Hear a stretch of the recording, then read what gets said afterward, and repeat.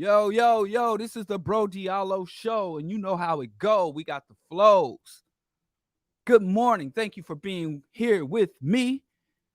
We had to open up the day with MC Ice T, Ron Pays, one of my favorite albums. Had to start off the morning. Deuce Deuce Revolver was my problem solver. Had a deaf girl, really didn't want to involve her. Pain. It's always fun in the beginning, but it's pain in the end. Cautionary tale. And then we had to go into Squeeze the Trigger. Cops hate kids. Kids hate cops. Cops kill kids with warning shots. MC Ice T. I don't know nothing about no actor Ice T. All I know is MC Ice T. Man, that dude could spit. You know, my first like MC out of West Coast that I ever really felt like really had skills was Ice T, the West Coast hip hop OG. But of course, Ice T was born in New York City. So, you know, I don't know what it takes to qualify as a West Coast rapper. Tupac was born in New York too. So, I mean, I don't know. Most of the biggest West Coast icons got I ain't gonna say most, but a lot of them, you know, were imports. But anyway, I digress. Welcome to the BroDiallo show. Today is Black August 28th in the year of your Lord 2023. Of course, as always, I'm broadcasting straight out of the sanctuary hypocrisy. That is the city of Chirac, state of Illinois, the United States of America. Oh shit. Is everything? Yeah, okay. Nothing. Please forgive me. In the United States of America, in the over-ravaged, hyper-exploited planet Earth within the misnamed Milky Way galaxy. I'm so happy that you're here with me on q4.org, on the various platforms, streaming at Diallo Kenyatta. I'm glad that you're joining me and tuning in, whatever is most convenient and accessible for you to tune in to the sound of my voice. Mad respect, mad love, and mad appreciation for my entire audience, but specifically to my supporters, people who make a contribution to keep the BroDiallo on the air, and to those who make the effort to like, share, subscribe, all of that, and then some. Wouldn't be here without y'all. So it's a lot going on, but ain't a damn thing happening. Where y'all want to start? There's one part that I'm overlooking. You know, I was on Earn Your Liberation Friday, and a brother came on with an Islamic name and a kufi that was talking, you know, giving some stats and data and analysis that is much needed and missing. But what I had noticed, I didn't acknowledge it at the time, but everybody was like, oh, there's a Muslim brother on EYL, and everybody think I was going to say something, and people warning me not to say nothing about nothing. Don't trip off of the brother's Islamic name. Don't trip off the brother's Islamic headdress. Everybody was acting like, you know, I see a Muslim and I just flip out. Where they do that at? My two older brothers are Muslims. My father's a Muslim. I've been around Muslims all my life. It was, especially in the 90s, you couldn't be black activist, black conscious, culturally aware, as we called it back in the day. You couldn't be Afrocentric without being surrounded by Muslims. I went to hear the minister speak in Brooklyn, New York City, off Kirkland Ave. I went to hear this minister speak. I then ate more bean pies. I've even tried the vegan bean pies. I've not yet. I mean, why people think that if I see anything related to Islam, I'm just going to flip out? Where did I get that reputation from? I'm not playing dumb. I'm not trying to be coy. I understand. But what I understand why someone would draw that conclusion is because they don't listen. You know, here's the thing.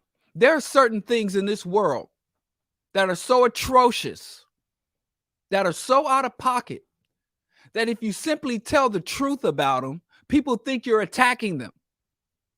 If somebody comes up and say, "Hey, BroDiallo," and I say, "How dare you?"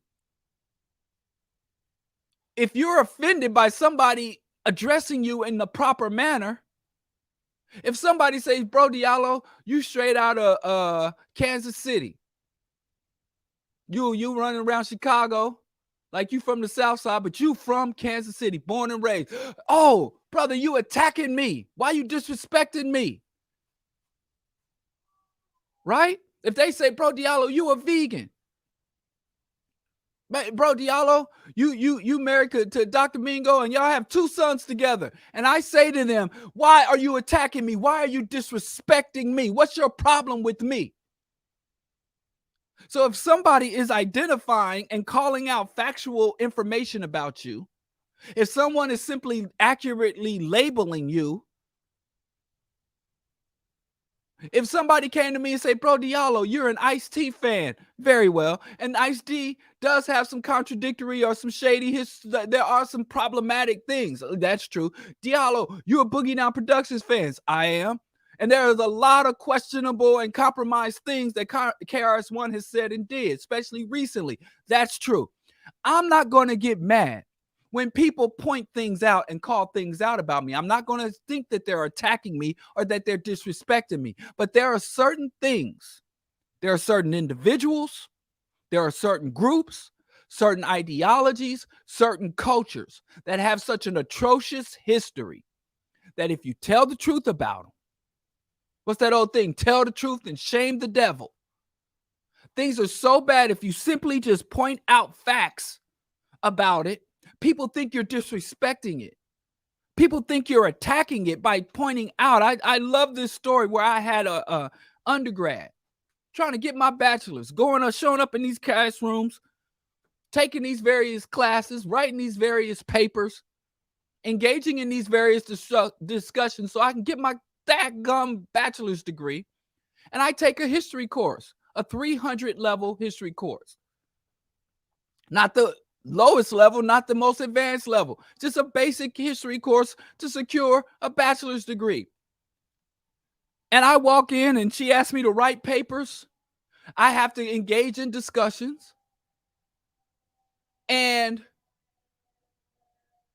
people, she come to me and says, "You think white people are all bad. You hate white people." This is a Harvard educated historian. She let I say it because that's what she taught me. She was a teacher and she drilled that into everybody. She went to Harvard, Ivy League. Blonde-haired, blue-eyed white woman, Ivy League. Knew her shit inside out, up and down. Knew her people's history, knew the world's history, knew the theological history. And she looks at me in a condemnation and says, "You hate white people." In front of the whole damn class. She could have told me that shit in the office. And I'm like, "Hey, what tipped you off?" You know, I felt like a Scooby-Doo villain. Like she pulled my mask off. We know who this is. Diallo's a white person hater. And these meddling professors. Foiled again. And I'm like, I don't hate white folks. What did I say that was inaccurate about white people? What did I say that was wrong about white? What in my essays, in the classroom discussions, what I say? What did I say that was suggesting? He's like, "Well, you," and then she told me that I act like white people are just bad, that everything we do is bad. And I said, "No, dear doctor, everything I said, white people are the ones who think all whites are bad, not me, white people." So anyway, she's confused. It's like, why would white people think white people are bad? Because then I said to her, if you look at all the white monuments, if you look at the white money, look at the money, you put your name on, you go look at Mount Rushmore. You go look at what they got aircraft carriers, there are federal and government buildings, there are universities, there are scholarships, Rhodes Scholar. I'm like, everything that is prominent in Western society is named after a scumbag. Rapists, enslavers, colonizers, mass murderers, genociders, international war criminals. I said, there are good white people, but they're not in the textbook.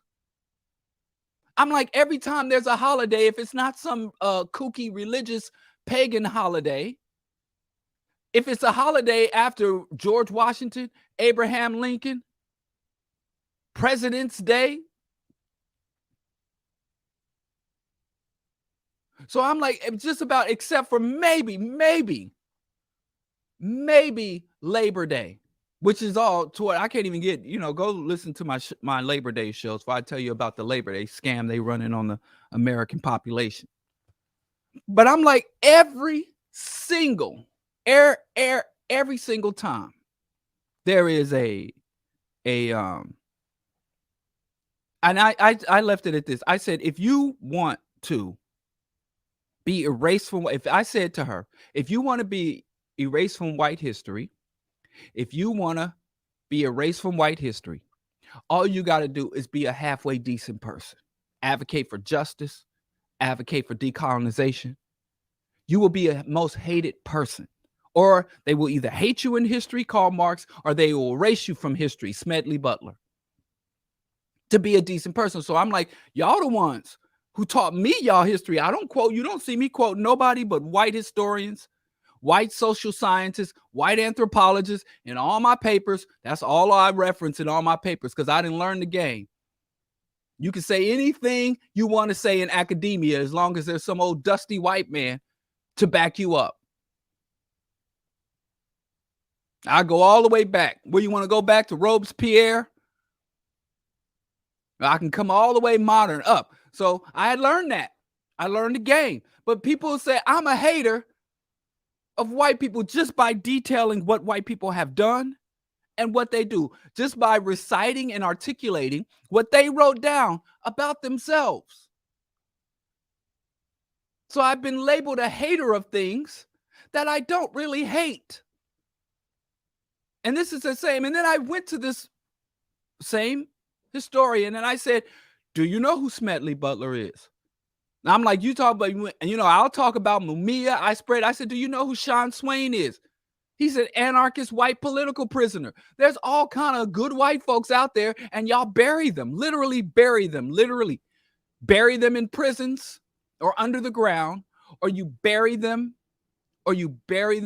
in your history, or just erase them from history. So when I tell your history, as you told it to me, it sounds like I hate you, which is the same thing. Like if you come and say these people, mass atrocities, these people are killing the planet and everything that lives on it, then I guess you can draw your own conclusions. I ain't got to tell people, look, we shouldn't like these people. We shouldn't trust these people. We not safe around these dudes. I ain't got to tell people to hate nobody. I just tell the truth. Dale Jones said this.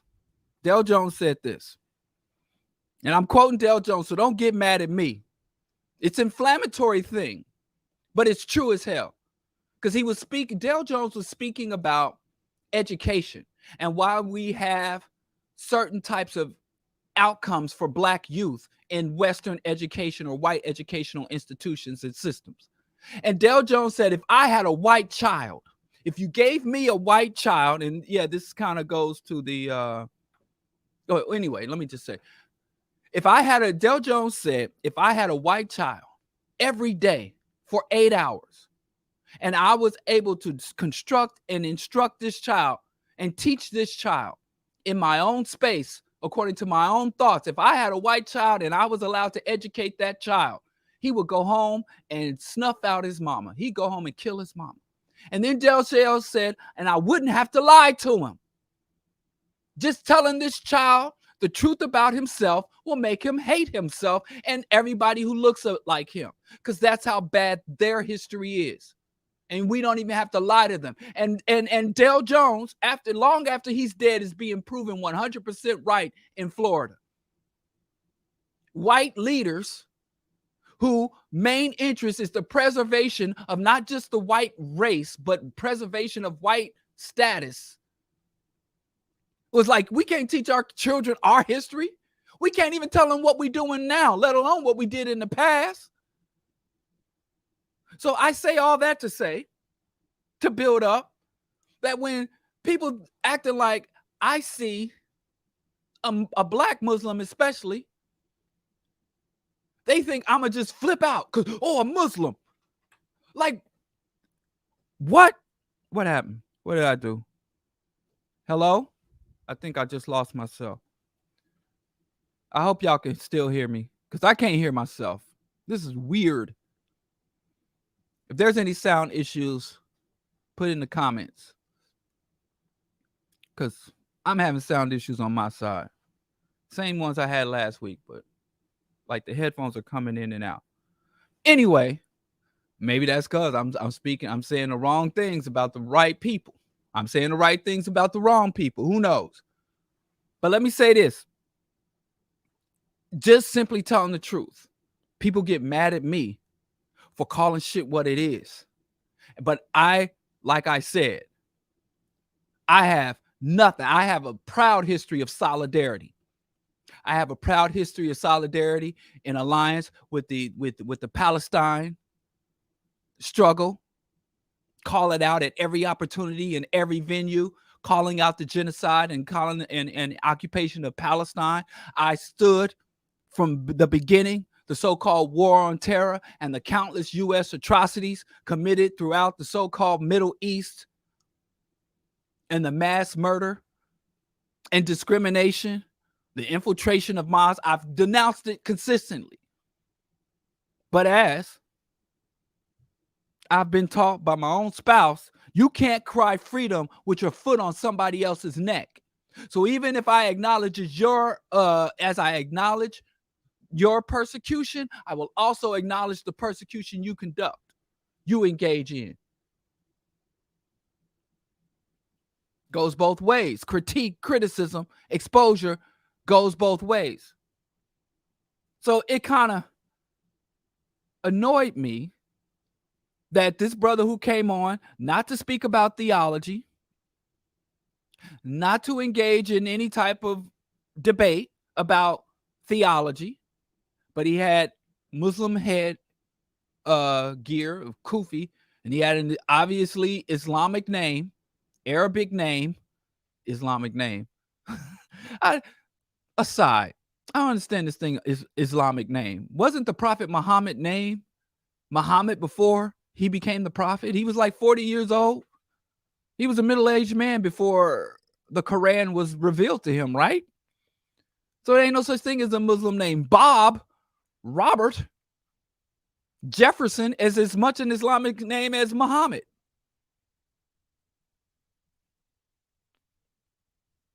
Is it not? Abed, Nasir. Is it not? What am I missing?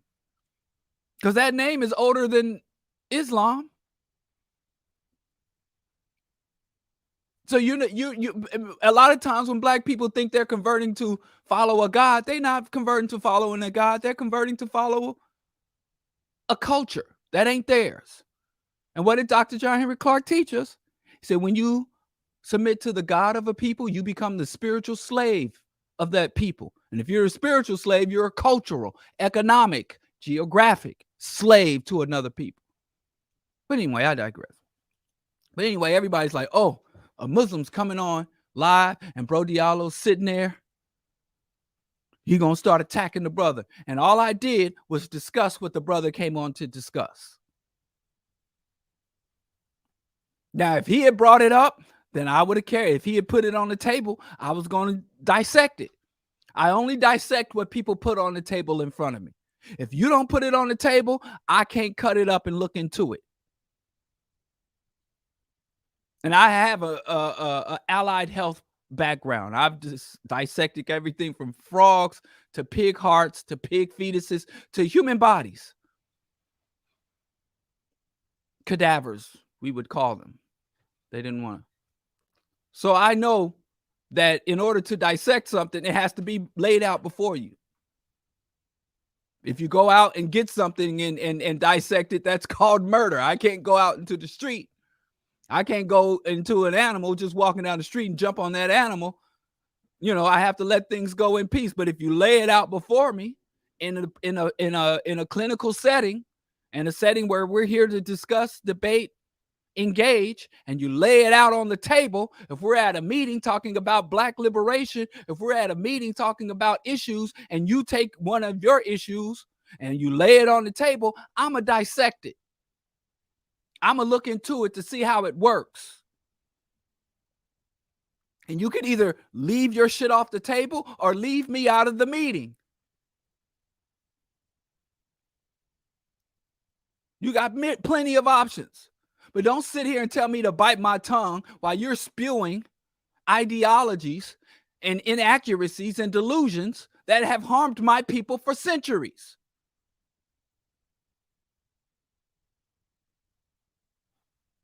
And I wanted to say that just as like, what is wrong with y'all? I wasn't even thinking about saying nothing to this man. You could go back and watch Earn Your Liberation 32 with Geechee and Dr. Ball and look at the comments when the brother comes on. And everybody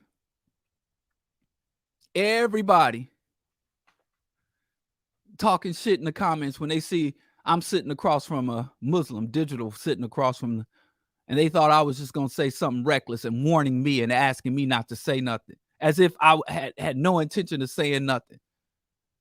I tell you, like my man Free Limo, shout out to Free Limo, inner city native OG. Whenever people would piss him off or he was about to steal on somebody, he would say, hey, you don't know me. Hey, dog. Hey, dog. You don't know me, dog. He like, my man Bo, he know me. Say, he know me. My dog over, he know me. But you dog, you don't know me. Yeah, that's what he said just before he was going to haul off on somebody. I have to tell you, y'all don't know me after all this time. If you don't know me by now, after all this time, after all these years, after I've been putting myself out there for the community, y'all still don't know? And all that to say, and now after saying that, I do have to say something. Congratulations to Islam and all Muslims, all practicing Muslims. Congratulations, because Islam has come full circle. Islam has come full circle. Why do I say this? And I thought this because I wasn't even going to talk about this, but because but y'all want to be starting something. Y'all want to be starting something. But if you know anything about Islam, whether you're a Muslim, because here with any religion, with any religions,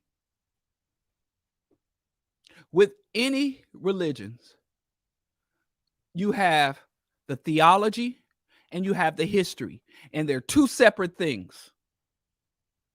In the history of Christianity, to say Saint Phromedes, a Persian monk, brought Christianity to Africa, was one of the first Christian missionaries. That is history. Saint Phromedes is a real person, documented, verified individual. They know the time, they know his faith, they know what he wrote, they knew his philosophy, they knew his relations, his lineage, his heritage, his race, and they knew the places he traveled. That is a fact. That is history. Theology is the prophet Gabriel came to the prophet Muhammad in a cave. Now, that is not verified. There is no evidence of the prophet Gabriel. There is no evidence of any supernatural entities at all, let alone, first you have to demonstrate supernatural entities can exist.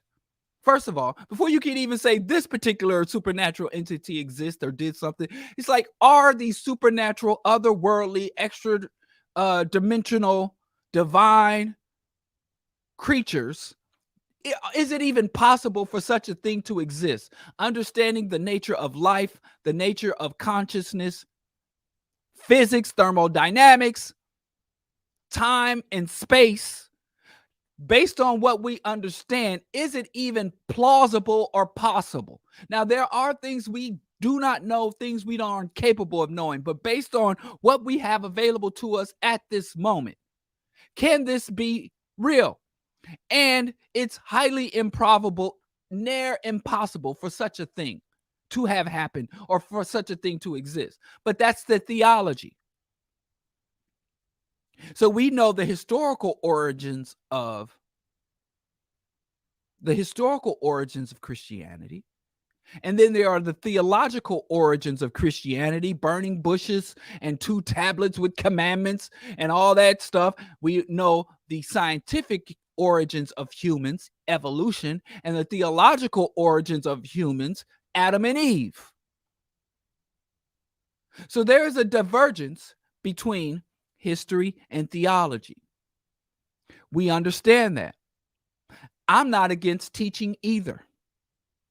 I think theology and comparative religion should be a part of anyone's education, simply because religion and theology are such a powerful, unyielding force in just about every society.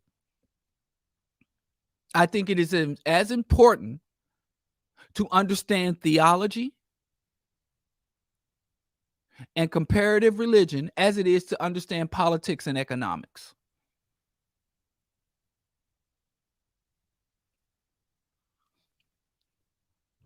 So, the Islam has come full circle. And the reason I say, because I talk about, people love to throw, whenever I talk about the history of Islam, whenever I talk about the current economic, political, social, cultural, ideological, and even racial realities within Islam, people want to tell me about the theology. Islam means peace. I've had dudes damn near ready to swing on me, punch me in the face, while insisting, because I reject the notion that Islam is a peaceful religion. And then I had one dude. I was playing basketball. Remember what I said, if I won't dissect it if you don't put it on the table. I went to the park to play basketball. And there was a conflict there. There was a guy who I assume was a 5%er, or like Lord Jamar, a jive percenter, a 5% Nation of Gaza Earth. And he believed that he was God, that he was Allah manifest in the flesh, arm, leg, arm, head. And this is, of course, Missouri. And there's all these 6 foot, 200 something pound dudes on here who were raised and accepted Jesus Christ as their Lord and Savior. And from their point of view, it was pure blasphemy. It was pure blasphemy for a man to say that he is God. So anyway, we're playing basketball. And one dude said something about, I want to give myself to God, or I want to put myself in God's hand. And the dude who said he was God reached out his hand and was like, well, put it in my hand. And the dude went to beat the shit out the other dude, like, what? And the dude's like, I don't play with God. I don't play with my Lord and Savior. I don't play with the Prince of Peace. And was about to beat dude down, screaming Bible verses, because the guy said, I'm God. If you saying God and you keep saying God and referencing God, you must be talking about me, because I'm God. And the dude who thought he was God, Allah, was like 5'3". And the dude who accepted Jesus Christ as his Lord and Savior was like 6'8". And he was literally about to collapse onto this dude. And I thought to myself, as we all trying to break them up, well, it wasn't really a breakup. We all just tried to pile on the big dude, the Christian, the God-loving, other cheek-turning follower of Christ. And he's steadily screaming about Jesus is love, and Jesus came here to love you. And if you don't accept Jesus' love, I'm gonna beat your ass. When Jesus didn't even do that. Jesus didn't threaten nobody to fight. It was so that's the thing. I've literally had dudes come to me like, yo, Islam is peace, and I'll beat your ass if you say otherwise. But I'm just saying, Muslims ain't the only ones who do that. Christians and even Jews, they all do it, because no matter what the theology is, their history is a male chauvinist murder cult. All Western religions, All Abrahamic religions, without exception, are nothing more than male chauvinist murder cults. And they have some of the greatest rhetoric in the world. They have wonderful rhetoric. But practice and reality, the material reality on the ground says something else. And this ain't because me not believing in God ain't got nothing to do with it. Even if God was real, the facts are the facts. So anyway, what am I saying? Let's get through this. I got to get through it before I can get to it. But I want to say Islam has come full circle. And the reason why I say Islam has come full circle, and it's not a triumphant, it's not a celebratory circle. But let me just say this, and y'all can look more into it yourself. But when the Prophet Muhammad went into the cave and the angel Gabriel came down and gave him, and to receive when Prophet Muhammad received the Quran from the angel Gabriel, right? That was like, historians give or take a year, 610 BC. And so the prophet went out into the nomadic Bedouin tribes of his people, of his race, and said, listen, of Arabs, and said, listen, I got a message. Now, we got this thing where we believe in all these separate gods, and every clan had their own god, and every tribe had their own god. He's like, no, there's but one God, Allah, and I am his prophet. And anytime you show up, and I don't care if you're the Prophet Muhammad, whether you're Jesus Christ, whether you are Martin Luther, or what's the guy, the Protestant guy? Not the Protestant, what's the guy,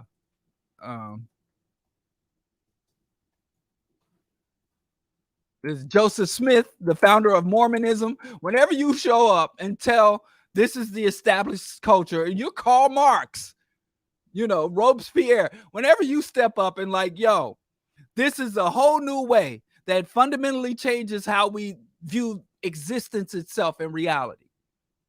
You're going to either be ready to get killed or do a lot of killing. That's the only option you have. Joseph Smith, thank you. You either ready to kill or be killed. Or you got a third option. Go on the run. Get out of Dodge. You better get out of Dodge. Those are your three. So you got three options. Kill the established order, those who run the established order. Be killed by those who control the established order, or run. Run. You better run before the police come. You better run. So the prophet, after going around an established Bedouin, nomadic, polytheistic culture that he was born into, started saying, nope, I'm going to take away all y'all gods and give you one God. I'm going to take away all of our, and I'm going to allow us to keep most of our practices and traditions. I'm just going to put it under this umbrella. That's why you got a lot of people thinking they doing shit in the name of Islam when they are just the cultural colonized. It's cultural colonization. Ain't nothing divine about it, but I digress. I used to say all the time, Islam is icing on a cake called Arab nationalism.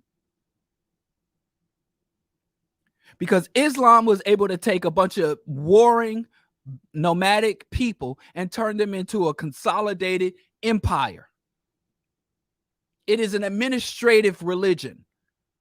When are you telling people, hey, all turn to the east at the same time? We all pray at these times. You have these dietary restrictions. You have these control. When you control individuals' behavior, and you got control like in the military. When they, sir, yes, sir, we all gonna march, and we all get up at the same time, and we all sit down and eat, and they put the food in front of us. And then when the captain says, eat, hut, Ted, hut, that is called regimentation of people's minds. What the hell marching and got to do with just shooting a machine gun at another poor working person in the third world? It has a lot to do with it, but on the surface. So they regiment people's minds, and that was the purpose of the religion, to regiment of people's minds and actions so that you can direct them and have them move in unison towards a unified agenda. They can no longer think or function. Think or function. So in 610 or 609, I know somebody gonna want to nitpick me over the year. They're gonna want to nitpick me over the year. But when the Quran was given, when the angel Gabriel be like, here's a brand new religion. And it's pretty much a complete plagiarism of the Jews and the Christians. But, you put your own spin on it. You're really, because the Prophet Muhammad was a monotheistic prophet of Christianity. Judaism, Jesus came to bring the New Testament of Judaism, and really Muhammad came to give the final prophecy of Christianity. That's why Jesus is the most quoted prophet in the Quran. Jesus is all through the Quran. When I first left Christianity, I'm like, this is some bullshit.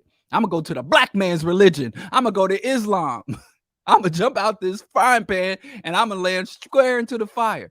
And I start reading the Holy Quran, and lo and behold, every other page is Jesus. What in the world? I thought I was out of this. But anyway, I digress. Let me get to my point and move on. Let me get through it so I can get to it.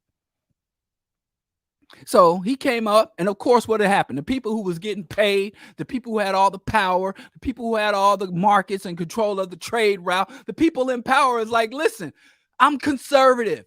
I am a conservative, and I don't give a shit how destructive or bad shit is. I don't want to change it because I am eating high off. Can't say high off the hog. I'm eating high off the goat. I run Tings. Tings don't run me. So, of course, the elite tribes, the ruling tribes were like, we're going to have to, well, they didn't, some say they wanted to kill him or whatever. They ran the prophet out of Mecca, and he ran to Medina because they was going off him.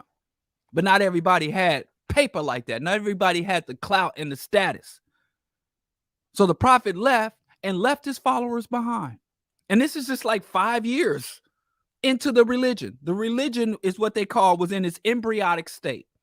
The religion of Islam was in its embryonic state. And the nomadic, polytheistic rulers were like, tribal leaders were like, they literally banned Muhammad's tribe. They told people, listen, not only do we say Muhammad is persona non grata, he better get out of here before we take him out of here. And they told people from his tribe. Now, I'm not going to try to pronounce these names. It's all out there. It's all out. It's well documented history because it's like one of the latest major world religions. It came about. It's like Hitler's atrocities are so well documented because Hitler was committing the same atrocities of mass murder and land grab, a systematic genocide. He was doing that at a time where television and radio was invented. Mass communication, George Washington, and a lot of the Europeans, King Leopold, they committed their genocides before the technology but really King Leopold and the Herero. So when you do something, people who do the same thing people did in the past, you could get away with shit in the past because people didn't have the communication means or the recording means. But I digress. But because it is a new religion, relatively, it's a new world religion, and it's an extremely unoriginal world religion. I mean, it's just a remix and shuffling of, you take the Bible and the Torah and shuffle the pages. You got Islam, but I digress. So anyway, the prophet had to go on the run for his life. He went to Medina, and his followers were left. And his tribe was banned. People couldn't intermarry with his tribe. People couldn't mess with his people. They were thinking about wiping this dude off the face of the earth, and that would have been no Islam. And the prophet, they went to the prophet who was in Medina hiding away and said, listen, your followers are in trouble, man. This thing's about to be, it's not even 5 years old. Islam ain't old enough to get a driver's license. Islam is just a toddler. Islam ain't even old enough to go to the first grade. It's just 5-6 years old, this religion. And the prophet looked at his disciples, his followers, and said, yo, go to Ethiopia. He said, it wasn't called Ethiopia, Axum, Abyssinia. It had different names, but it's what we know today to be the kingdom of Ethiopia. Eritrea. They went through what is now, because we like to label and name shits and change borders. But basically, the Prophet Muhammad went to his people and said, yo, go to Ethiopia. He said, I quote, there is a king who does no wrong to anyone. There's a king in Ethiopia who does not wrong anyone. And he said, if you can get to Ethiopia, these first Muslims, the first generation, literally the first generation of Muslim converts, were told by the Prophet Muhammad to go to Ethiopia, because he knew if you made it to Ethiopia, not only would you be safe and protected, but you would be allowed, even though this was a Christianized king, you would be allowed to freely not just practice your religion, but to spread your religion, because he is a scholar king.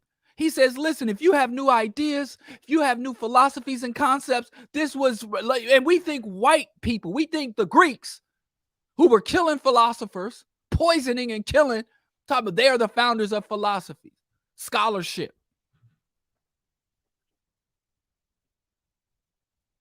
But the Africans had a long tradition of free thought.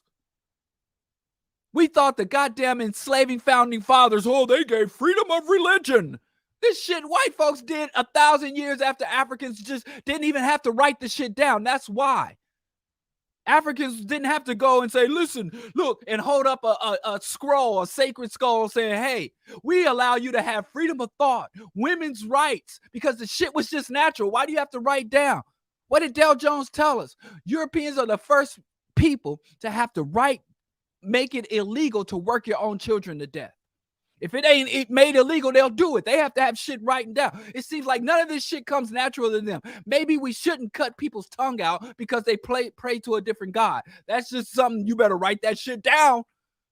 Or else, you just told me not to cut people's tongue out for praying to the wrong God, but you better write the shit down for the next man.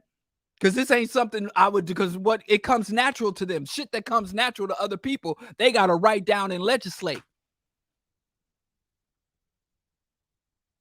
So, the Muslims, the first generation of Muslims in 2015 went to Ethiopia and went to the Ethiopian kingdom administration and says, our people reject us and what we have to say. We had to leave Mecca and come to Africa. That's why people mistakenly say Islam is an African religion. No, Islam was not born in Africa, but Africa nurtured and gave Islam a refuge. And no, not even Muslims deny it. They know the name of the king. Amra and Jassi gave shelter to Muslims fleeing persecution from their own people. They allowed them to practice freely and to even teach it. And to this day,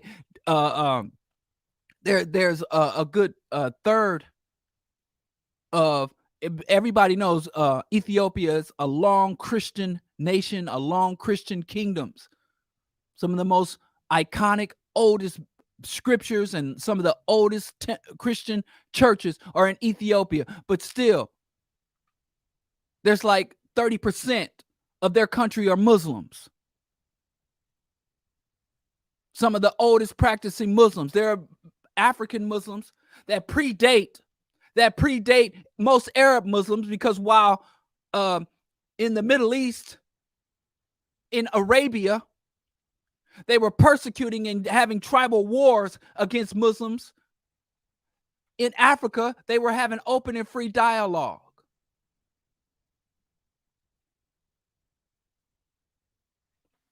We out Pope the Pope. We out Muhammad.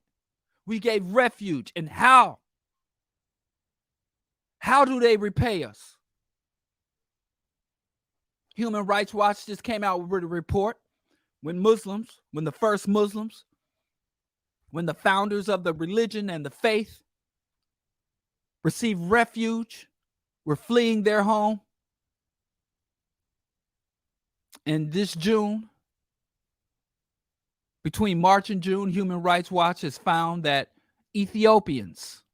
They found mass graves of Ethiopian refugees on the border of Yemen and Saudi Arabia.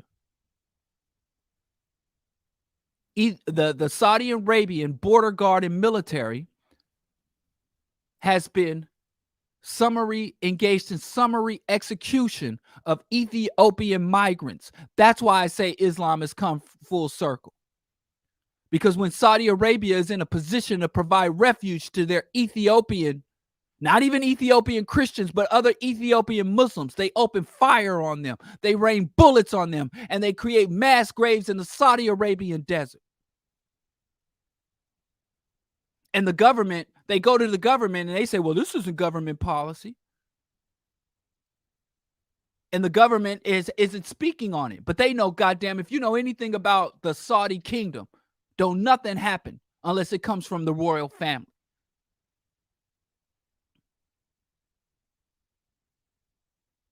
They would go up to these migrants and say, which limb of your body do you want to be shot? They didn't just kill them. They tortured them psychologically and say, where do you want me to shoot you? They would sometimes maim them, shoot them in both their knees, shoot them in their arms, both their arms. And this is children and women. And then turn them loose in the desert and don't even bother to bury them. And please come to me and say these are not real Muslims. Please come to me and say that shit. Which one of these race traders gonna jump up and say, them ain't real Muslims?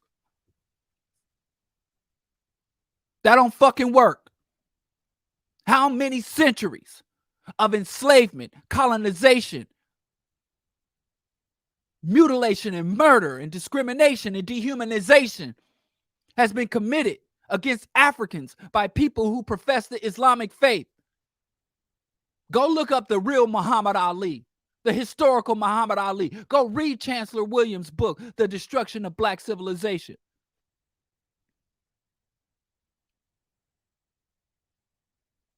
How many centuries are black Muslims going to sit around and watch these racist atrocities and scream, not real Muslims, and then go on about their lives? Look at what's happened in northern Nigeria. Even in Niger. Libya.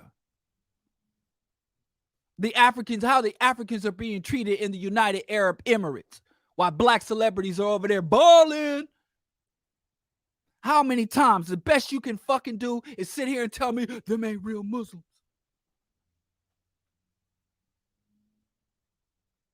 So this is why I say Islam has come full circle. Ain't nothing else I gotta say. Don't come to me with that shit. Because Africa, specifically Ethiopia, and there's not a Muslim. They have holidays and specific Muslim names. You go to this day, they know it. You can't say they're doing it out of ignorance.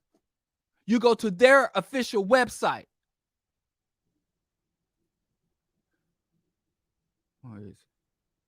You go to IslamicRelief.org. Let me just share this and I'm going to move on. Where's the thing?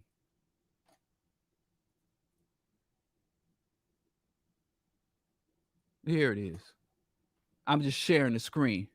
Ethiopia, Islam's first sanctuary. They acknowledge that shit. They acknowledge it. IslamicRelief.org. There's not a Muslim because, like here, Islam, there's no separation of church and state in the Islamic world. Your academic education is unapologetically fused with your religious education. Those Saudi Arabian military and border guards that are maiming, murdering, and mass killing and mass burying Ethiopians know the history.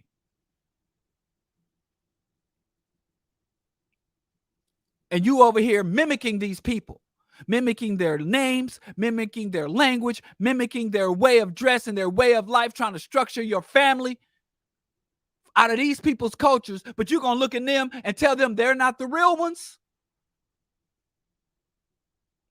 You more Muslim than Saudi Arabians? So I understand where people are like, oh, BroDiallo don't like Muslims. I have some, not just black Muslims. I have Muslims allies. I have good and dear people from Palestine, Palestinians, that I consider allies in the struggle for decolonization, anti-Zionism, liberation. I don't have no problem with people, regardless of what y'all think. But yeah, I have some serious problems with Islam. And let me tell you this, though. If you are Muslim, you should have problems with Islam. You should have more problems with Islam than me, because this ain't my way of life. This is not how I comprehend and engage the world, but it's how you do. And you're going to let outsiders scrutinize and critique your shit that I'm about. I critique it more than anybody outside. Everybody want to diss veganism. You want to diss Pan-Africanism. You want to diss atheism. You can't hurt me with that, because any criticisms, any critique, any dirty little corners, I'm trying to reveal them. So anybody that's something that I hold to my heart, that somebody comes in like, yo, there's some problems over here, I'm going to thank them, say thank you so much, because you can only strengthen me in it. And if the problems, if the contradictions can't be resolved, I'm leaving that shit alone. I'm not dogmatic. I'm evidence-based. I'm reason-based. And if you say, yo, Pan-Africanism, the Pan-Africanist, that ideology, those adherents commit atrocities all over the world, nonstop atrocities, enslavement, systematic rape, dehumanization. And I'm like, whoa, I'm a leader. I can't call myself Pan-Africanist. I'm not going, they're not real Pan-Africanists.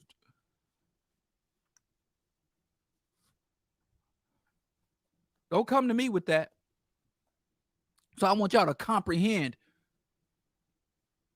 I want y'all to comprehend where my critique and my problems are coming from. It's not just the delusions. It's not just, I love myths. I keep telling y'all, I love myth. I love mythology. I love folklore. I think that there is a valuable place for make-believe within culture. Shango, Alegba, Igun, iron sharpens iron. Ancestors, be with me.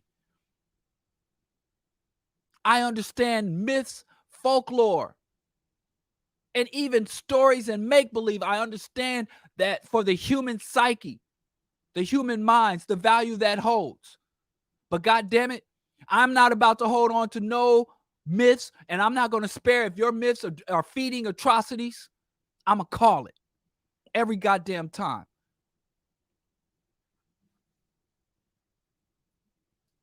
Islam has come full circle from being saved by Ethiopians to massacring Ethiopians. We have no friends. When you accept the spiritual philosophy from another race, you become the spiritual slave of that race. Let's move on. Miss Jacksonville had another race. If you go back, go look at the last couple of shows. Go look at Rational Radicals. I just did a show. I'm a secular prophet. I'm a secular prophet. Because let me just show you this show I just put up. And it's not that I'm a secular prophet, man. Just shit is just mad basic, man. It's not a very complex world. If you look at human history, you'll start to recognize patterns.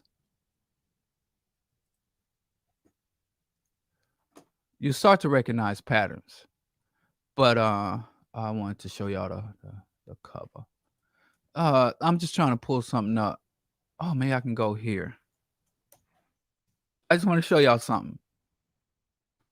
And then we can move on. I ain't gonna get into this. I'm not even gonna talk about Tavis Smiley. And see, I wanted to say something, but I'm not gonna say it because I'm a better man. This is my this right here. I don't have options on this screen. This is the cover for my last Rational Radical show. And this show was Race War. This is a show, war in the United States. I was talking about war in the United States and the potential for war in the United States and whether it will be a civil, class, or race war. Go back and watch the show on Black Power Media, Rational Radical show. Right? But just like the cracker in Jacksonville, Florida, he had on flak vest and military AR-15s, and he took a Sharpie. And if you don't know, there was a racist by the name of Ryan Palmeter, a racist by the name of Ryan Palmeter. But this ain't even from when was this? August 16th. But I've been saying to y'all from the Trump's first indictment, I was downtown. My wife and I were at the tax office trying to get the tax man. Oh, tally man, tally me banana. So we were down at the tax office downtown. You know, downtown Chicago is beautiful. I'm really into architecture and civil engineering and layout. It is downtown Chicago is an engineering marvel. But anyway, I was downtown trying to fit my rounds. Anyway, I was downtown and we had just left the tax office. And my wife, she doesn't like to acknowledge that she's hungry. She likes to, whenever she wants something to eat, she likes to pretend like she's being the nurturer. So we leave the tax office, get in the car, and we're downtown. And she's like, "You okay? You hungry?" And I know after being with this woman 23 years, I know "are you hungry" means I'm hungry, let's get something to eat. But she's a nurturer by nature. She's a hustler by nature. But no, she's a nurturer by nature. So she's like, "Okay, are you hungry? Would you like to get something? Are you okay doing? Because we got a few more errands to run. If you need something, I understand." And I'm like, "Yeah, I is hungry. Thank you for thinking of me." And not even though you could just run these errands all day, just sitting in that boring ass tax office. So we go to I hate to admit where we went. I'm just ashamed, shame of myself. But we went to Native Foods. I'm ashamed to admit that. We went to Native Foods. It was fast. It was right there, 2 blocks from the tax office. Ain't many vegan options downtown. And so we went there. And right across the street from that Native Foods is the federal building because you got the state government, federales. And I've been to Native Foods a few times before. It's just quick, dirty, easy vegan garbage. That's if you downtown. And I've tried to avoid going downtown. I prefer to go downtown on like architectural tours or to go to the theater or something. I don't like going downtown on business. It's just life draining. But anyway, I'm downtown. And there's this guard post outside the federal building. And there's this brother who sits there. And he sits in this little air-conditioned booth. And he never gets out. And people come in. He pushes the button. People go. He never gets out the booth.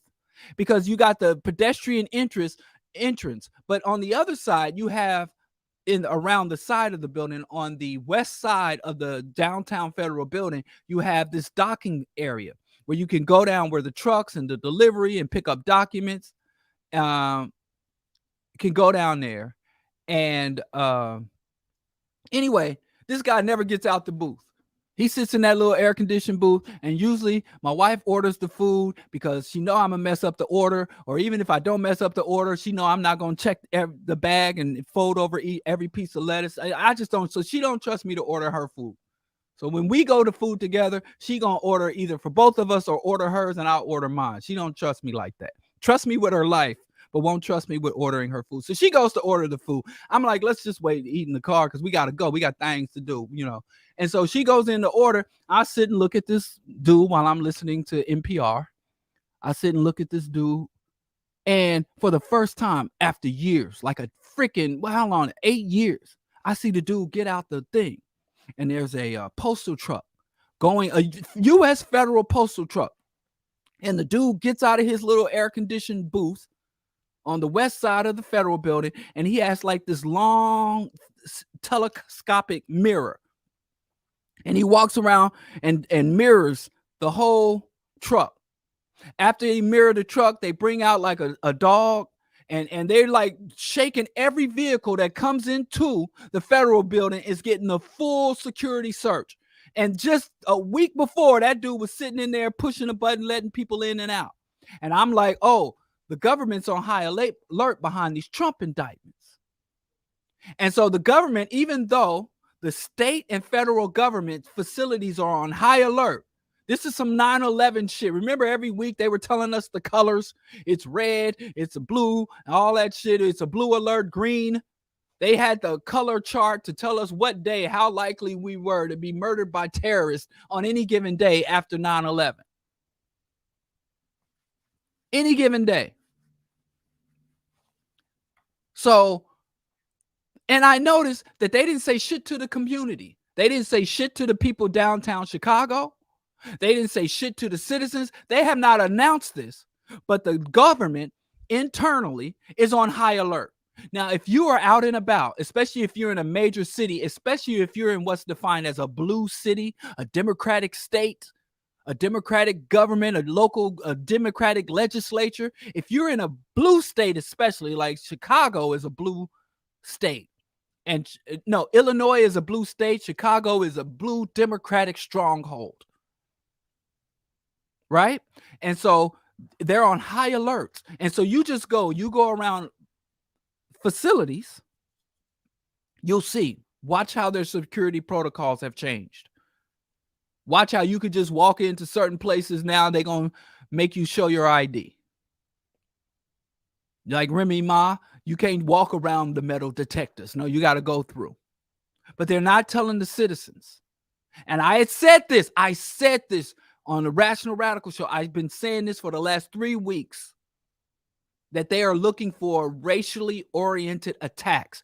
Trump went on his Truth Social, and he has a new term that he's putting out because he said that the election was rigged. He's like, it was a rigged election. But now he put out this term called riggers.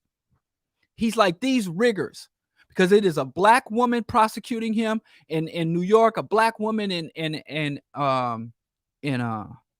ATL, and one of the key witnesses was a black election official. Key witnesses, for some reason, and in Florida, for some reason, these Trump indictments and prosecutions, state, not federal. The feds is all white.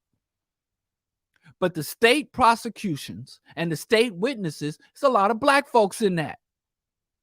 Black prosecutors, black people on the grand jury, black key witnesses. So he went from saying the election rigs to saying there are election riggers. There are election riggers, all these election riggers. And then he took off election and just calls them riggers. And I don't encourage you to follow Donald Trump or look at right-wing media. I don't encourage you to do that. People ask, am I talking about the Jacksonville, Florida shooting? This is connected to a much bigger, I'm talking about the broader understanding. So now Trump is out here saying riggers, and if you go look it up all over 4chan and 8chan and Reddit and in the spaces where these scumbag racists love to scurry and hide anonymously.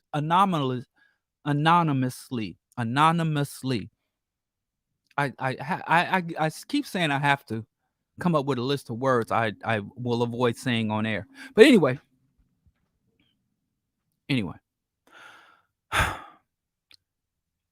He's saying riggers and jigaboos, peekaboo, he's using coded racial languages. So now they're calling these black prosecutors riggers. And you all know it don't take much to understand what he's really calling them. He didn't start saying riggers when he said the Biden administration rigged the election. The Democrats rigged the election. Oh, they're working with the feds. The FBI has worked with the Biden administration to rig the election. But now he's saying that they're election riggers. And these riggers are trying to prosecute me. These riggers are trying to put me in jail. And it's black women. And while black women are prosecuting Trump, black men are showing up at Trump rallies with niggas for Trump on the shirt. Brothers gonna work it out. Brothers. You know, when these black feminists started saying black men are the white people of black people, I defended us viciously and aggressively. But damn, give me something to work with. I feel like a Trump defense attorney trying to defend brothers sometimes. Like, goddamn. But anyway, so this Ryan Palmeter guy walks up into a Dollar General after trying to shoot up an HBCU. Shout out to those security guards, man. Damn, I wish I had the HBCU security. God, I mean, whoever that brother, that security guard from, and I don't know if they holding his name back for whatever reason, but the security staff at that HBCU need a raise. A pizza party. They don't give raises anymore. They need a pizza party with ice cream. Give them something, man, because them brothers save lives. Anyway, he goes to a Dollar General, shoots 3 black people, injures several more, and then smokes himself. And what's curious about Florida is, and this is the thing about the gun debate and the gun discussion, you know, Florida has these stand your ground laws, castle laws. Everybody in Florida and their mama got a gun. Ron DeSantis just approved an open carry. Let me tell you something. That's just not going to protect you. Unless you're under a siege mentality. Sensible gun regulation. What protects a community is, especially from these type of things, is the ideology, the level of organization, and regulation. Guns are pretty much low on the list. That's like a tool of last resort. It's just impossible. Like we all know, military bases have had mass shooting events. Military bases where everybody on there is not only has a gun. Was it conservative in the chats? Man, you should be ashamed of yourself. Conservative. What are conservatives trying to conserve? Anyway, I digress. I have to pay attention. Anyway, so, you know, more guns are not the answer.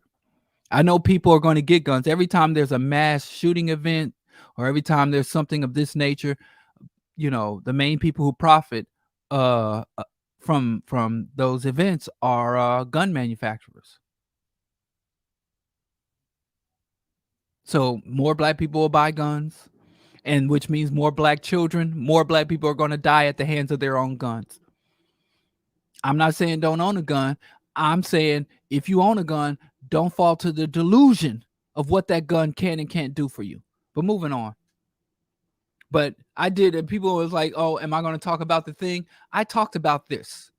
Go to Black Power Media and look up Rational Radicals, War in the United States, Civil War, Class War, and Race War. I did this more than a week ago, August 16th. Go look up the August 16th Black Power Media show. And I talked about this before it happened. And like I said, I didn't predict it. I just followed the historical pattern. Black people, if we experience stress, we march, we pray, we protest. White folks, their answer to everything. When they're doing good and happy, they want to kill and burn. They happy, they burn and riot. They mad, they burn and riot. But I digress. But if y'all want to get into this, I told you I'm not really into atrocity hopping. I don't really support that. That's not how I get down. And speaking of mass shootings, there was another shooting, this freaking murder cult. America has a death urge. Western culture is a death cult. Telling y'all. And it's another thing. They calling this guy a domestic terrorist. I don't like this domestic terrorism term because listen, when they use terrorism for anybody that's not white, they mass specific. They say Islamic terrorist, Arab terrorist, Chinese terrorist, black nationalist, black extremist terrorist.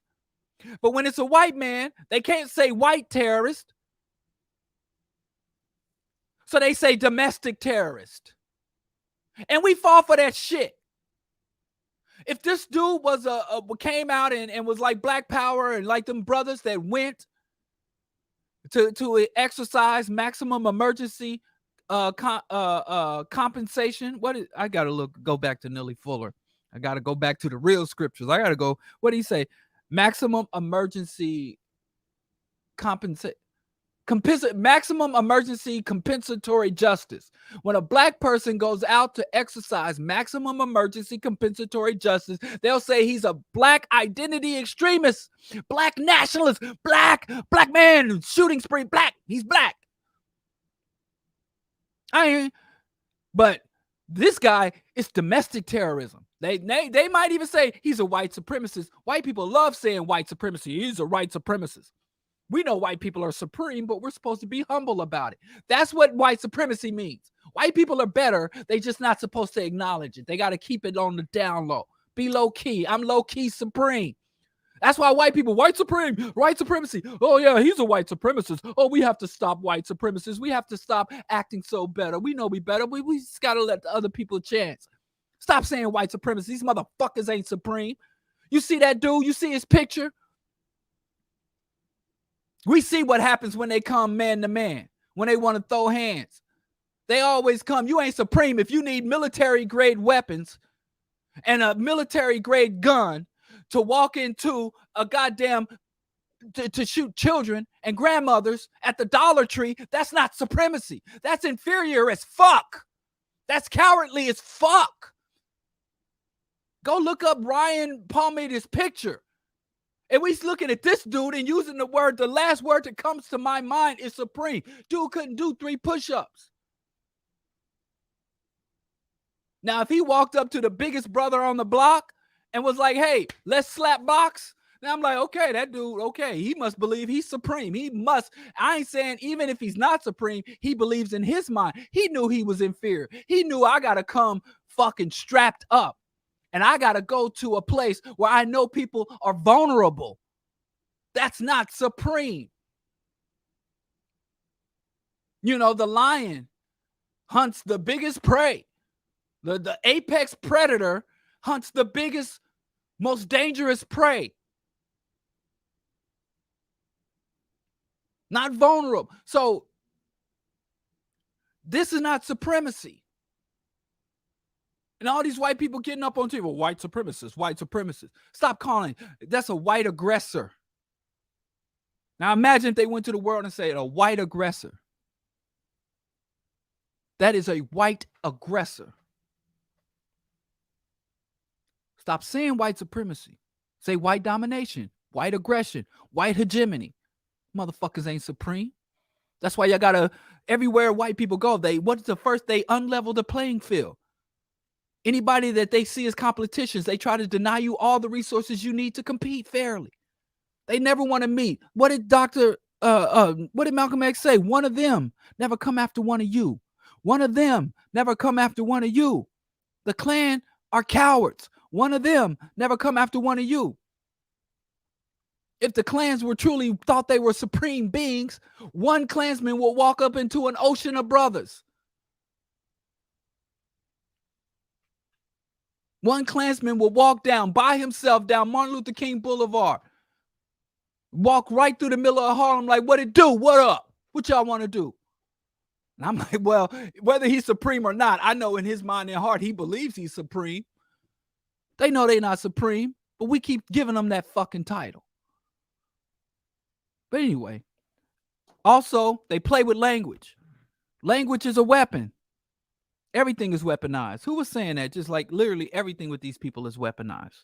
Culture, language, media, arts, sex, gender, everything is weaponized with these people.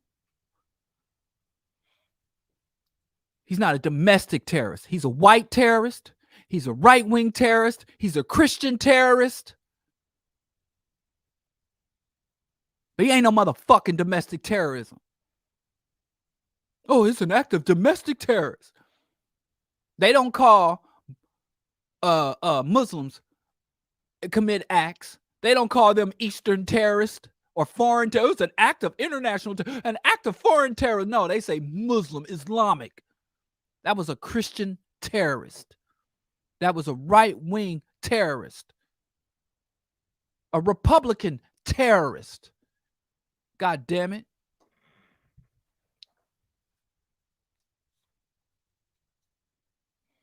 Yeah, let me leave that alone. I'm going to talk about it, man. Shit. God damn it. I've been seeing people celebrating and acknowledging the passing of Sister Corey Gaines. Corey Gaines was this sister who was murdered by the police in 2016. She was in her house, and the cops came to serve an arrest warrant. And she says, "I'm not going down without a fight. You won't take me into custody." And she was in the house with her boyfriend, her oldest child, who I believe was 5 or 9, and her youngest child, who was an infant. And the father was her boyfriend actually was the father of the youngest, but not the father of her oldest son. And they were barricaded in as the police attempted to breach and go inside the house. The father, the man, grabbed up the child and ran out the back, while Corey had a Mossberg shotgun and stood to defend herself. And the police came in and murdered her and shot her to death and injured her child severely. The child was shot in the arm, the back, and bullet shrapnels from the mother's bullet wounds were lodged in the child's face. They initially thought the child was shot directly in the face, but then they saw it was fragments.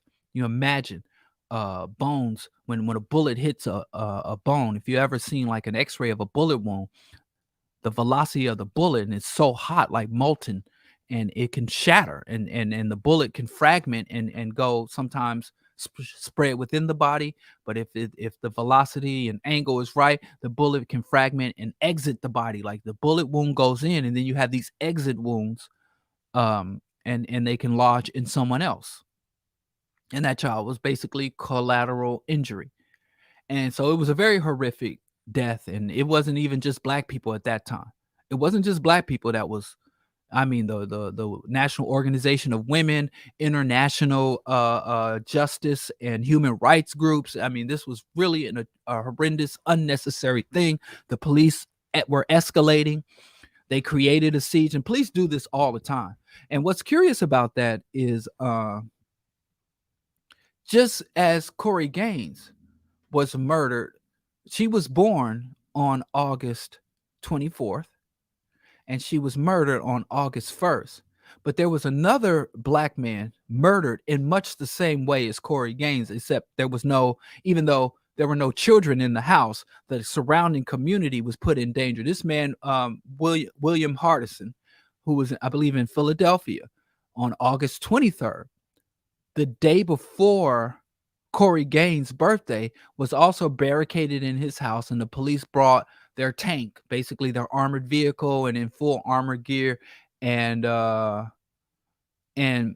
did the same thing. They tried to serve an eviction, whereas an arrest warrant in Corey's game and in an eviction in this guy's case,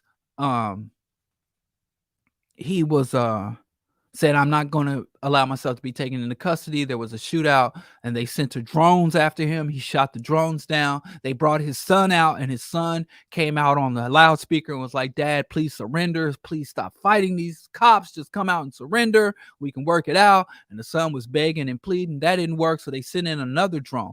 There's 2 instances where robots have been used to kill people in the United States that I know of, and they were both black men who were in a standoff with police. We pull out all the stops when it comes to us. But anyway, he was being evicted from a house. He had inherited a house from his brother, and they were trying to evict him. But there's another common thread in this, because Corey Gaines was a sovereign citizen. And what initiated her contact with the police is that she didn't have registration on her car. And she was like, "I'm a sovereign and free person, my appellation in all caps," and all that sovereign citizen rhetoric. nonsense. I just gotta call it what it is. She was into that sovereign citizen nonsense. And the initial contact and conflict with the police stemmed from her believing and adhering to this sovereign citizen nonsense. And the story back in 2016 was that her boyfriend was a Moorish sovereign citizen, and he indoctrinated her or taught her uh, about sovereign citizen ideology. And she held it down more than he did, because you saw when they came for him, he ran out the back door and left her and her other child there.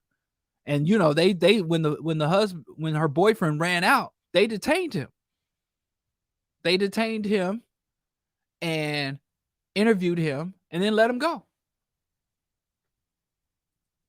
They let his ass go. Shit is wild. But he's out here a free man after teaching her delusional nonsense to kill. The same thing with this William Harrison guy, 63-year-old man. He believed he was a Moorish sovereign citizen. And when the police would pull him over because he didn't have registration on his car, he would hang the flag of Morocco outside his car door and hold up the Treaty of Peace and Friendship. I believe it's from 1863. He'd hold up his treaty and had the Moroccan flag and wouldn't comply. So his brother died and left him a house. And he canceled all corporate contracts. And he says, I'm not paying mortgage. I'm not paying taxes. I am a Moorish sovereign. This land is sovereign, and I don't have to pay a damn thing. And so they went through the eviction proceedings. I don't know if the bank was trying to evict him for non-payment of mortgage, or if the state was trying to evict him and claim his property for non-payment of taxes. And he also had several pending cases because he would drive without car registration. He relinquished his license. The Moorish sovereign citizens believe in the sovereign citizen movement, because sovereign citizen movement is very broad. You got everything from right-wing racist to black radical cults like the Nation of Gods and Earth, Noble Drew Ali, the Feds heads and stuff. And it's all nonsense. It's utter and complete nonsense. And another thing about Moorish, I don't think Corey Gaines was a Moorish sovereign citizen. She was more of a standard sovereign citizen, but I could be wrong. It's just when I saw the videos of her encounter with the pigs, she didn't go down. They have scripts. So you have the mainline sovereign citizen script of, I am a free person. She gave, I am a free and independent being. I do not have a social security number. Then you have the Moorish sovereign citizen, which have rhetoric about us being native to this land, and we are the original sovereigns. We're both we're indigenous to Morocco and indigenous to the Americans. It's utter madness. The standard Moors don't have any Islamic faith, whereas the Moorish science is also Islamic. Mess. But anyway, so this ideology puts black people in danger. More danger than just being black. Being black alone, there's a lot of dangers in this system in society for black people. And Moorish sovereign citizens, because there are some religious delusions and cults that pretty much assert that, you should comply as you navigate the system. But Moorish sovereign citizens put its adherence. And for most people, like I know personally some people that fell into Moorish sovereigns, they lose their cars, get repossessed. Their homes get foreclosed. Even when they paid off their homes, they often lose their job because they're constantly in and out of court. And when they go to court, they always go, personas juris. They represent themselves. They don't understand the law. They have a black law dictionary. And this black law dictionary is just a defined term. It is not law. Defining a term is not law. So they come in with these definitions and they always get the maximum penalties, and they're always found in contempt. And there are some sovereigns. And here's the thing about a lot of sovereign citizens. They are very vocal when they're in the cult.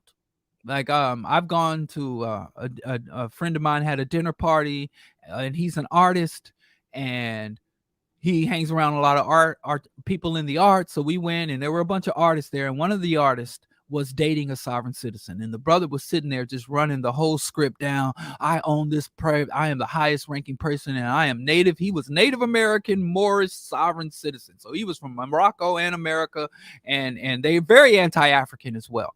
And so he's sitting there and was like, I could take your house, I could have you executed, just saying utter nonsense, right? And this sister, who was the artist, was like, wow, and I'm learning so much about who I truly am. And she's sitting there talking about, this brother has taught me everything I am. Long and short of it, sister ends up homeless and just in a bad way,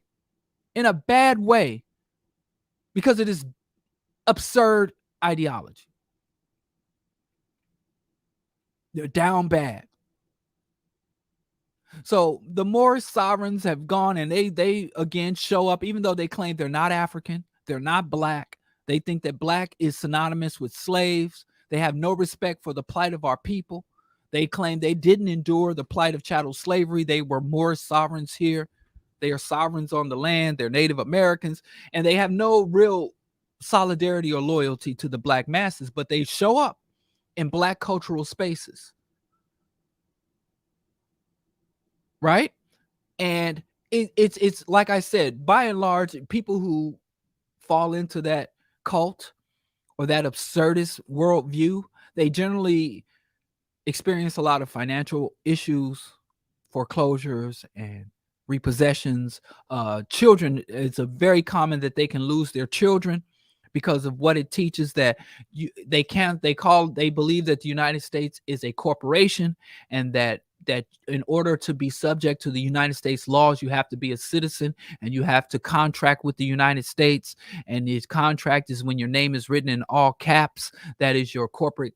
And so they believe that they can relinquish their social security card. And they also believe that they can claim that they are sovereigns of the land. So any property that they claim, they can walk onto a land and put up their sovereign appellation and put up their posted treaty of peace and friendship, and they own that house. And so Moorish squatters believe they can occupy any empty domicile. And some extremists believe they can evict you from your home and take your home. And they don't believe in car insurance. They really love cars, but they don't believe in car insurance. They don't believe in car registration, and they don't believe that they're driving. They're on the highway doing 85 miles an hour in an unregistered car with no auto insurance. So if a Moorish scientist plows into your car and injures your family, you ass out, basically. Right? And so they conduct them, and they're very vocal about it. They're very open about these beliefs, and they promote these beliefs. And like I said, I saw a guy go from just a regular old dude Christian. I know a guy personally, known him for years, just a regular dude working his job, tending to his wife and kids. And somehow online or in the community, some more got hold of him and was like, dude, do you know you are a free and sovereign man, that you can cancel corporate contracts? Dude had 2 cars, had a house. Him and his wife are educated professionals. And he canceled corporate contracts, and he wrote some letter to the bank that held his mortgage and say, you will receive no more money from me, and this is my sovereign property. And he wrote a letter to the one of the cars, I believe, was paid off, but he stopped getting it registered. The other car, he had a note on. He wrote a letter to the bank or the auto company that loaned him the money to buy that car, and he canceled all corporate contracts. He stopped writing his name. Anything that came with his name in all caps, he wouldn't open it. He would send it back. And he's like, I don't have a name, I have appellation. I don't drive anymore. When he's dry, he travels, and he's free to travel. And so he went from being pulled over all the time. And dude's father came to me and was like, yo, holla at your boy. And I'm like, dude, from the moment I told his father, from the moment I saw him spewing this rhetoric, I've been going back and forth with him to tell him to get off that bullshit. The father appealed to me like, please talk to my son. But anyway, he was very vocal. If you knew him on social media at the time, he was talking about how he owns his house outright. He owns his car. And then he went into court, and he was like, I'm about to go into court, and as a sovereign man, and I'm gonna receive everything I came. And so when he went into court, the bank asked for a continuance, and he thought that was a victory. So they reset the court date, and he walked outside of the court and was like, yeah, see, they scared of me. They asked for a continuous whoop, whoop, whoop, talking utter nonsense. And he was vocal all over the socials spewing this bullshit. When the hammer came down, losing cars, losing houses, thank goodness he didn't lose the custody of his children. And he packed up and moved away. I don't know if it's from embarrassment or what, but he doesn't speak like that time didn't happen. I know another dude. I actually had this dude on my show. Was the same thing. I was out with him. We used to organize together. He was a Black Hebrew Israelite. He went into Morris Science and he shredded his driver's license and sent off to the Morris Science Temple for his laminated driver's license. His Native American sovereign driver's license, sovereign natural man. And he just got lucky because he had people, like he was literally in court they was about to drop the hammer on this dude. And he's standing there as like, I stand here as a free sovereign man. I am only God can govern me, blue, blue, blue. And his homeboy's wife was a lawyer. And his homeboy's wife was walking down the corridors of the court. It was civil. So they was about to take all his shit. And she overheard his voice and she looked into the courtroom and saw this dude standing there in all his divine sovereignty. And she literally ran up and put her hand over his mouth. And it's like, Judge, I represent this man. Let me ask for a content, and got this dude off the hook. Now he's off that shit. And what you find with a lot of these sovereign people, when they get into it, they're very vocal and try to bring people into it. But then when the hammer comes down on them, they slink away like it never happened. And all I say to these people, whether it's cryptocurrency or more sovereignty, once you get into some shit and you promote it to the community and that shit collapses on you and ruins your life, you need to tell the community, give your testimony. Too many people that lift this shit up don't come around. They don't want people to see them down. They are embarrassed, but it is your responsibility to tell people this shit ruined my life. Not so that we can mock you, but so that you can help the next man. So anyway, we got prominent deaths. And people out here rightfully acknowledging the passing of Corey Gaines, mourning her death. The police were dead ass wrong. They love to escalate and provoke, especially when people are going through crisis. Because it's more white sovereign citizens than black ones. But why come every time there's some sovereign citizen shootout, it's a brother or a sister? So now, sovereign citizen is like taking black people's lives. And it makes no sense. Because even if, let me say to the sovereign citizens that are listening to me, if you really believe you're a sovereign of the land, right? When someone invades your land and takes over your territories and establishes a government, you don't change the driver's license and license plate. The only way to retake territory is through declaring war. And if you believe this is your land, y'all should go and do guerrilla warfare. Because simply arguing with cops on the side of the road about driving versus traveling is not how you reclaim stolen territory. But y'all know this ain't your land. You know you from Africa. But I digress. So it's just kind of worrisome to me that I'm glad people are acknowledging yet another martyr, another victim of white aggression and racism. Say her name. I agree. Say her name. We can't forget Corey Gaines. And I'm not saying the police were 100% responsible and this was absolutely preventable. But we can't leave this sovereign citizen shit off the hook. It's hurting a lot of our people.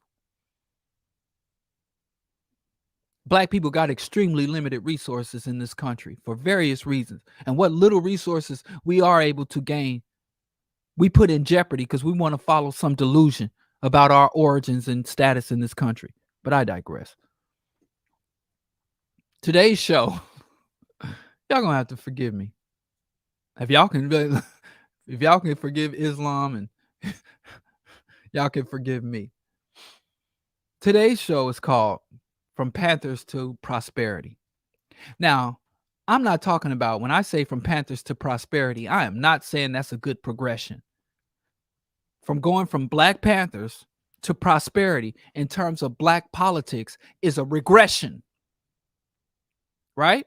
So I wanted to talk about a little more about black politics, but again, it's hard to talk about politics. People What they say, don't talk about politics and don't talk about religion, and people just gonna get tired. But let's talk about religion just for a brief moment. It's too much to cover, and I guess I don't really shouldn't, because we're in an election cycle and we believe it's politics time when white folks say it's politics time. So let's talk now. Q4 Radio, Q4.org. It's BroDiallo show 8. I don't know what time it is. 8:45. 8:48. I don't know what time it is really. But anyway, one thing I want to talk about is black people being anti-democrat. I got some other shit to talk about, and I guess I will have to bring this up again. But because I'm short on time. When you find a black person that says they're anti-democrat, don't automatically assume that this is a good thing. There are two types of black people who are anti-democrat, because and some black people really think it's slick, and because, of course, amongst black men, like 87 to 89% of black men are Democrats in the United States, and the ratio and the percentages are even higher amongst black women, upwards of 90% or more, or identify or either registered as Democrats or identify as Democrats. And so if you're a conscious black person, if you're a radical black person, if you're a black person who is hipper and smarter and sharper than the herd, the sheep, then you're not going to be a Democrat. And so many black people are so proud of themselves when they diss the Democrats. They just love it. Oh, these Democrats. And every election cycle, you have these quote unquote enlightened Negroes, whether it's Yvette Carnell or Ice Cube or Larry Elder. These Negroes step up so proud of themselves and says, I'm not a Democrat. And they're not just saying they oppose the Democratic Party. They're literally saying, I'm beyond all the rest of you Negroes. 90% of black people are over there and I'm way over here. So I either understand something above and beyond the black masses. I am sharper and hipper than all these black mass people out here. Cause and what's that girl's name? Who, the queen of the coons? Candace Owens, they're calling her. Candace Owens, coon of coons. Candace Owens calls it a Democratic plantation. And black Democrats are on a plantation, literally calling 90% of black people who vote Democrat or register Democrat or support the Democratic platform, they are slaves. And I just got to tell you, Negroes, stop being so proud of yourself for being not Democrat. That's not an accomplishment. Now, if a black person come to me, it used to be, if a black person came to me and says, I'm not a registered Democrat, I'm like, well, that makes sense. Or I don't support the Democratic Party. I'm like, oh, that's a reasonable conclusion to draw when looking at the electoral history and looking at the parties. I can understand that. I can respect that. But now when somebody comes to me and be like, I ain't no Democrat, I'm more likely I just want to adjust this monitor. It's bothering me. When people come to me and talk about and diss the Democrats, I used to think they had a little sense. But now you don't get no credit from me, no accolades, no admiration from me when you diss the Democrats and say, I ain't no Democrat, because it don't mean shit. There's no such ideology as not Democrat. So when you come and tell me your critiques of the Democratic Party, you got to say a little bit more, because that doesn't exempt you from being a goddamn idiot. That doesn't exempt you from being a sheep. So when we're talking about the Democratic Party, and I told you already, I ain't even got to discuss black Republicans, because if you are a black Republican, you are a goddamn coon. You are a goddamn coon of coons. There's no way to be a self-respecting black Republican. And yes, and go back and watch the previous shows. Y'all want to talk that intellectually lazy conclusion that there is no difference between Democrats and Republicans. Stop it. Stop it. You could call it, and people try to accuse me. I know you are, but what am I? They try to come at me, but come at me. Like I said, I'm evidence-based.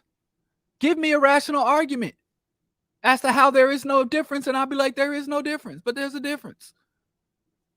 And like I said, y'all think, because you so goddamn simple-minded to say, well, if you say there's no difference, that if you say they're not the same, that means one is good as one is bad. That's your intellectual laziness. That's your lack of critical thinking and comprehension, not mine. So I'm not carrying that burden anymore. Well, I can definitely say and demonstrate through evidence that there are differences between Democrats and Republicans. There are similarities, there are some overlaps, and there are some divergence. They are two distinct political entities. And I can identify the differences, the weaknesses, and strengths of both. Because I am a critical thinker. I don't have to be bad, all bad. So I'm done trying to justify evidence. I'm just going to put it out there. I'm not going to even fight for the evidence. I'm going to just put the evidence out there. And if you don't want to go with the evidence, then fine. Just be lazy. But there's two types of anti-democratic party. Because like I said, the only reason I'm not even going to bother to do this with the Democrats, I mean black Republicans, because black Republicans are a lost fucking cause. And we being rational over here. If you just need foaming at the mouth rhetoric, I got some of that too. I got some foaming at the mouth rhetoric, but goddamn it, we got to sometimes talk shop. Now, black anti-democrats, they fall into two camps. There's the anti-democratic left and the anti-democratic right. That means there are people who have principled opposition to the Democratic Party because they are leftists. And the Democratic Party either betrays its leftist constituents or doesn't go far enough in its leftist policies or liberal or progressive policies. Then you have the anti-democratic right, or people who oppose the Democrats because they are under the delusion, because they're idiots who believe that the Democratic Party is a leftist party. And those individual blacks who oppose the liberal Democratic Party or the leftist Democratic Party because they advocate and support for right-wing positions. So if you tell me I oppose the Democratic Party, and then I have to say, well, that doesn't give you any credit. What is your stance? What policies or what is the foundations of your opposition to the Democratic Party? And if you say to me, I oppose the Democratic Party because of their unyielding support for Israel, their unyielding support for imperialism, funding the military, and advocating for imperialist policies, I oppose them because of their history of supporting mass incarceration on federal and state level and their failures to acknowledge and cease. I oppose the Democratic Party because they are weak. They give lip service to green initiatives, but they don't have any follow through. I oppose the Democratic Party because of their corporate funding and their pro-corporate agenda and legislation. I'm like, okay, all right. You are opposing the Democratic Party from a left perspective. You are a leftist and you oppose from the leftist party. But there are other motherfuckers, and these are the guys who like to join us when we oppose the Democratic Party from the left and critique the Democratic Party from the left and condemn the Democratic Party from the left. They like to join us. So I post something about Biden and his long history of advocating and allying with racists to bring forth racist policies. When I condemn Biden for his long history of mass incarceration, when I stand up and say I'm not voting for Biden and Kamala Harris, mass incarcerators, Kamala Harris is a right-leaning centrist. She is not even a liberal, let alone a leftist or a progressive. I don't support Kamala Harris. I don't support Joe Biden. And here come these goddamn niggas for Trump. That's the name they gave, blacks for Trump. Like, yeah, want to high five me. I'm not touching your smelly ass hand. I don't know where it's been. I know where it's been. I mean, let me be decent. I'm not high-fiving you, black people who oppose the Democrats for the right right-wing reasons. So if you say somebody like, I don't support these Democrats, if you ask Ice Cube, Jim Jones, these rappers we know, Candace Owens, what's your problem with the Democrats? They will say, first of all, they will falsely tell you, they love saying this, the Democrats founded the KKK. Yes, that's true. But we all know, but I can't even get it. It's so dumb, so dumb, so dumb. So the Democrats were the party of the Ku Klux Klan. The Democrats had a political turn. It started in the 1930s, the Depression era, and culminated in the 1960s. So over 30 years, the Democrats had a change of course. The Democrats went from being the white working class party, the white poor party, the Southern Confederate Party, and advocating for racism, to being the working class Union Party, and started advocating for civil rights legislation, welfare policies, housing, and other progressive or liberal policies.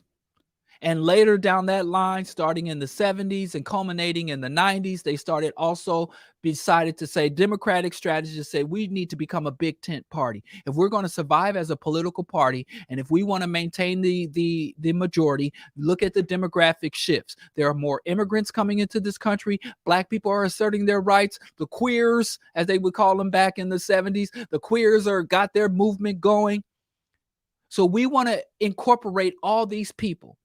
And we can no longer simply appeal to the Southern agriculturalists, because people are moving out of the South and moving away from agriculture and getting into major industries, and they're joining unions. And so the Northern industrial workers, and so they say, well, let's embrace the unions. Let's bring the unions into the fold. And when you talk about unions and workplace compensation, and then the lawyers, the civil litigators who would sue companies, they were like, they represent the workers. So the Democrats from the late 1930s up into the late 1960s completely switched up their flow. And that provoked the KKK, Blue Dog Democrats, KKK. There were several factions within the Democratic Party. And as Democrat was bringing in these new factions, many of these right-wingers tried to create a third party, because they were mad at the Democrats, because they felt that the Democrats, and if you look at the rhetoric from the 60s, they say Martin Luther King controls the Democratic Party, when he had no power within the Democrats. They just lie. Like now they were like, oh, the trans and the LGBTQ control the Democrats. They don't. But it's the same lies they tell about the same groups. Whenever they want to hate on somebody, they tell the same lies on them. Anyway, so the Big Tent Party, they started reaching out to constituents, and the racists, the KKK members in the overt racists within the Democratic Party, it's like, we got to leave. We have no home here. We have no place here. And so they tried to find third parties. It's like, we're going to go into a third party situation. And of course, we see what happens. We look at the Greens, which I find myself voting green, and I find myself losing every election. But hey, I'm okay with that. So the Republican under Nixon had political strategists and said, just as the Democrats were saying, listen, we're going to have a big tent type approach, the Republicans and white racists hated the Republicans, because the Republicans' tagline is, we're the party of Lincoln. And the white racists were like, the Republicans is the political party that has unleashed the coloreds. And so they had resentments, historical resentments against the Republicans, and they had contemporary resentments against the Democrats. So for a short window of time, there were many white people in limbo, political limbo. Racist, overtly racist white people were in limbo. And they tried third party, libertarianism, and many of them evangelicals just decided to not vote at all. And they were like, this wicked world is a man's world, because one thing about, if you can find a racist, you're going to find a white racist, you're going to find a white Christian. They're all the same. What did Martin Luther King say? The most segregated time in America is 11 a.m. on Sunday morning. But anyway, the Republican Party, and the names are all there. I've gone over this before, but the Republican Party said, listen, even though the Democrats are bringing minorities, migrants, colored folks, and queers, I'm just using the terminology of that time when it happened, bringing all these people into the party, let's get the people who are exiting. There are literally hundreds of thousands of white Americans, real Americans, middle-class whites, poor whites who are scattering from the party. We saw LBJ invited Martin Luther King to the White House, and Kennedy is making overtures to the coloreds, and just all these offenses, trying to desegregate our schools, LBJ. And so Nixon was like, listen, this is the party for white folks. So there was a mass migration. Black people were predominantly, before the 1930s, like Martin Luther King's father and Martin Luther King in his youth, Black people, my great-grandma, Grandma Bowie, Genevieve Bowie, and Grandpa Sonics Bowie, my grandmother's parents, were both registered Republicans. And they stayed registered Republicans, even though in the late starting from, I think it was Kennedy. Kennedy. They voted for Kennedy. I think it was my great-grandparents' first time supporting a Democrat. And then they just would vote Democrat, but they were just by default Republicans, because that's the party of Lincoln. So there was a mass migration. Black people all left the Republican Party and went to the Democrats, and all the overt racists left the Democrats and went. But there was also a policy and ideology shift between the two parties. But the Black Republicans like to pretend like that never happened, even though it's documented. Not documented by Democrats, but the Republicans wrote it down before they did it. It's called the Southern Strategy. If you take Political Science 101, you're going to learn about it's out there, but they pretend like the shift never happened. So the Democratic Party of the past is the Republican Party of now, and the Republican Party of the past is now the Democrats. They just literally musical chairs. And if you just want to stick to names and the elephant and the donkey, that's just what has happened. And I hold solidarity with Black people who stand in leftist opposition to Democrats and the Democratic platform. I am in opposition to black people who oppose the Democrats from the right-wing perspective, and I oppose Black conservatism, Black conservatives, and Black Republicans. I can have dialogue with Black Democrats. I don't outright denounce them, especially local and regional politics.